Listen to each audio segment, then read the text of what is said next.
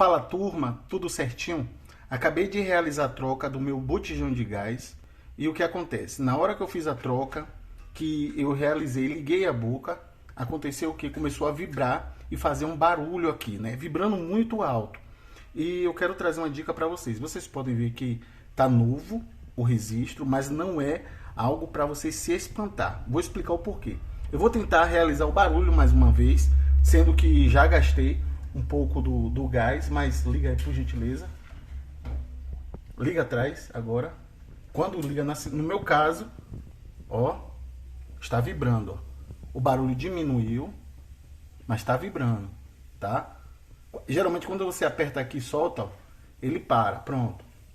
Bom, o que acontece? Pode ser uma linha de produção, pode ser devido o enchimento. Na hora que enchem lá, a pressão está muito forte, tá? Então, a pressão estando muito forte, ocorre essa vibração e esse barulho. Mas não é algo para você se espantar, que vai explodir, nada. O que eu fiz? Assim que chegou, estava mais alto o barulho, estava muito forte. A gente acabou ligando uma boca, tá, do gás e deixou ligada. Aí você vai esquentar uma água, vai fazer alguma coisa e acaba ligando. Então, de acordo com o que vai saindo, vai diminuindo essa vibração. Se você acha que está entupido a válvula aqui, ó, você pode realizar a troca ou regular, tá? Mas, caso esteja novo, como esse daqui, não há necessidade.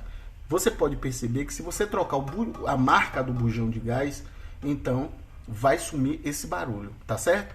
Então assim, isso acontece, geralmente no meu caso aconteceu quando eu liguei a segunda boca. Então ele vibrou muito, começou a vibrar mesmo de ficar tremendo aqui. Aí liguei o gás aqui, a boca, né, do fogão, e aí neutralizou, tá neutralizando aos pouquinhos e agora parou totalmente. Tá vibrando bem pouquinho, tá? Deixa eu ver se eu tocar aqui no...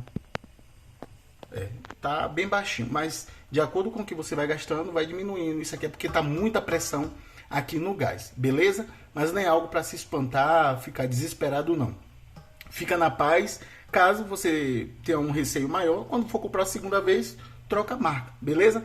Um forte abraço e até mais.